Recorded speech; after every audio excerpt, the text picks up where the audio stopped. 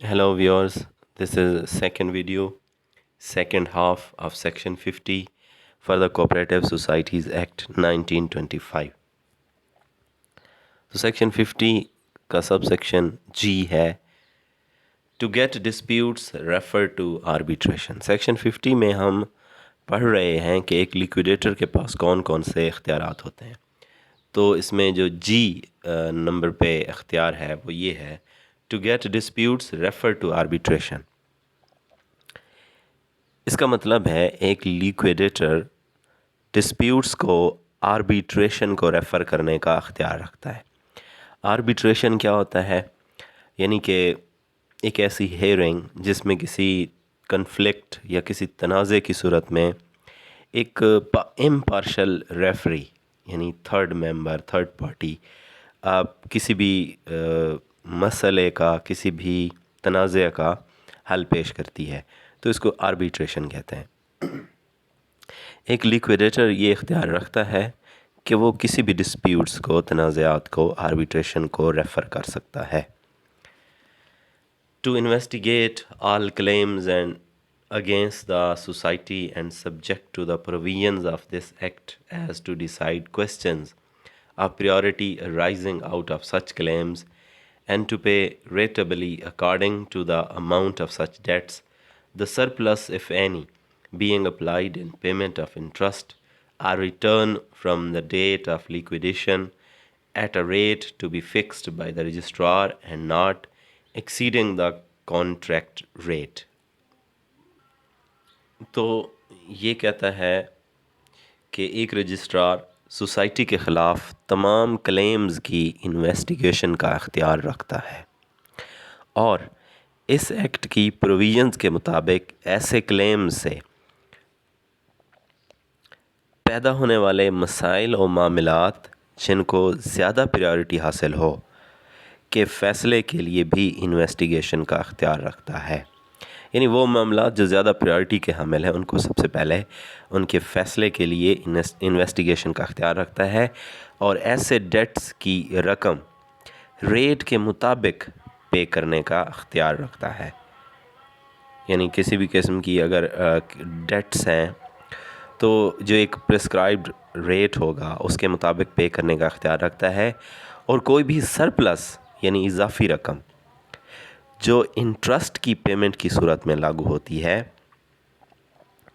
Liquidation की date से, यानी वो डेट जब से किसी सोसाइटी की लिक्विडेशन स्टार्ट हो रही है की डेट से एक ऐसी शरह पर जिसे एक रजिस्ट्रार फिक्स करेगा और जो कॉन्ट्रैक्ट रेट से किसी भी सूरत ज़्यादा नहीं होगी भी अदा करने का अख्तियार रखता है।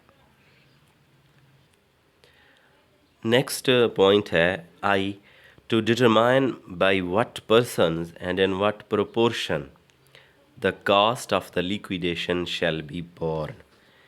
इसमें ये कहता है यानी एक लिक्विडेटर इस बात के तयन करने का भी इख्तियार रखता है कि लिक्विडेशन की कास्ट कौन कौन लोग अदा करेंगे और किस हिसाब और किस रेशो में देंगे। यानी कौन कौन लोग लिक्विडेशन की कास्ट अफोर्ड करेंगे और किस हिसाब और किस रेशो से वो कॉस्ट पे की जाएगी। To give such directions in regard to the collection and distribution of the assets of the society as may appear to him to be necessary for winding up the affairs of society. यानी कि एक liquidator ये इख्तियार रखता है कि वो society के एसेट्स की कलेक्शन और डिस्ट्रीब्यूशन यानी तकसीम के लिए ऐसी हिदायत दे सकता है जो सोसाइटी के मामलात को क्लोज़ करने के लिए ज़रूरी लगें। यानी उसे लगे कि ये हिदायत जारी करना ज़रूरी हैं ताकि लिक्विडेशन सही सिमत में सही अंदाज से की जा सके। इसी तरह नेक्स्ट पॉइंट है टू फिक्स द टाइम और times with in which creditors shell prove there dates and claims are be included for the benefit of any distribution made before those debts or claims are proved. इसमें यह कहता है liquidator एक time या ज़्यादा times fix کر سکتا ہے، جس میں یعنی وہ ٹائم کیا فکس کس طرح سے فکس ہوگا؟ اس ٹائم میں کیا ہوگا، کریڈیٹرز اپنے ڈیٹس اور کلیمز کو ثابت کریں گے، یا ایسے کلیمز اور ڈیٹس کے ثابت ہونے سے پہلے کسی بھی قسم کی ڈسٹریبیوشن کے بینیفٹ کے لیے وہ جو کریڈیٹرز ہوں گے وہ شامل ہوں گے، کسی بھی قسم کی ڈسٹریبیوشن کے بینیفٹ کے لیے شامل ہوگا. To carry on the business of the society so far as may be necessary for the beneficial winding up of same. اسی طرح سوسائٹی کے معاملات اور کاروبار کو کیری آن رکھنے کا اختیار رکھتا ہے، جاری رکھنے کا اختیار رکھتا ہے اس وقت تک، یعنی وہ کیری آن کرے گا جب تک اس سوسائٹی کی بینیفیشل کلوزنگ کے لیے ضروری ہوگا کہ ایک صحیح انداز سے کلوزنگ ہو جائے، ایک سود مند، ایک فائدہ مند کلوزنگ ہو جائے. تو جب تک اس سوسائٹی کی بینیفیشل کلوزنگ کے لیے ضروری ہے، سوسائٹی کے معاملات اور کاروبار کو جو ایک لیکویڈیٹر ہے وہ جاری رکھے گا، یعنی اس کے پاس یہ اختیار ہے، وہ سوسائٹی کے معاملات کو کیری آن کر سکتا ہے. Provided that no liquidator shall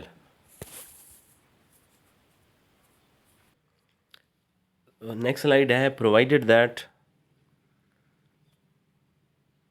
that no liquidator shall determine the contribution, debt or dues to be recovered from a past member or the representative of a deceased member unless opportunity has been given to such past member or to such representative to answer the claim.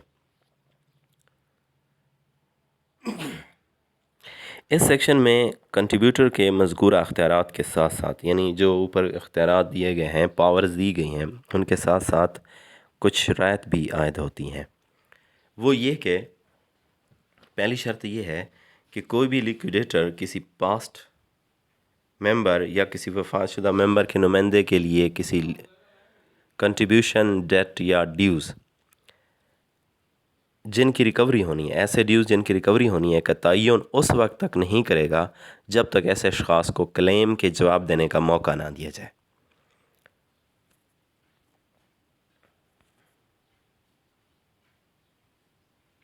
Provided further that all debts due to government shall have priority over all debts which are not secured by a mortgage, charge or lien on the property of the society or any part thereof, but nothing herein contained shall affect the provisions of sections 137 and 138 of the Sindh Law, Land Revenue Code 1879 or any other law relating to land revenue in force in the area.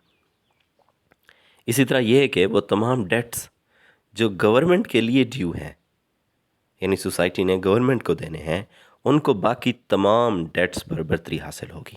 یعنی ان dates کی واپسی سب سے پہلے government کے لیے ہوگی، یعنی government کے ڈیٹس کی واپسی سب سے پہلے ہوگی. باقی پارٹیز کے جو ڈیٹس ہیں سوسائٹی کے اوپر ڈیو ہیں وہ بعد میں پے کیے جائیں گے. تو تمام ڈیٹس جو گورنمنٹ کے لیے ڈیو ہیں ان کو باقی تمام ڈیٹس پر برتری حاصل ہوگی. جو سوسائٹی کی پراپرٹی یا اس کے کچھ حصے پر مارگیج، چارج یا لین کی صورت میں آلریڈی سیکیور نہ ہوں. ہاں، یعنی کہ آلریڈی کچھ سیکیورڈ ڈیٹس ہیں، جیسے مارگیج کی صورت میں، کسی چارج کی صورت میں یا کسی لین کی صورت میں آلریڈی اگر سیکیورڈ ہیں تب گورنمنٹ کو پے نہیں کیا جائے گا، پہلے مارگیج، چارج یا لین کو پے کیا جائے گا، بعد میں گورنمنٹ کو. لیکن باقی پارٹیز کے لحاظ سے گورنمنٹ کو سب سے پہلے ڈیوز دیے جائیں گے. اچھا، اس میں مارگیج، چارج یا لین کیا ہے؟ مارگیج کا مطلب ہوتا ہے کہ قرض کی ادائیگی کے لیے کسی سیکیورٹی کے طور پر کسی جائیداد کی کنڈیشنل منتقلی کو مارگیج کہتے ہیں. اسی طرح چارج کا مطلب ہوتا ہے financial liabilities such as tax, یعنی ایسی لائبلٹیز جو لازمی ہر صورت میں پے کرنی ہوتی ہیں، جیسا کہ ٹیکس ہو گیا. اور اسی طرح لین کا مطلب ہوتا ہے کسی دوسرے کی پراپرٹی لینے کا حق اگر وہ شخص اپنا قرض ادا نہیں کر پاتا. اگر کوئی قرض ادا نہیں کر پاتا تو اس کی پراپرٹی ضبط کر لی جاتی ہے، تو اس کو لین کہتے ہیں.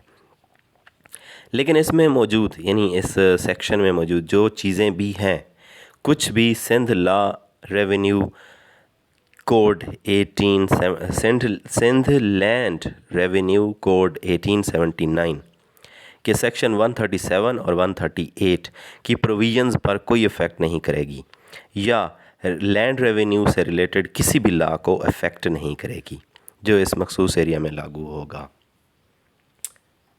Thank you so much, please subscribe.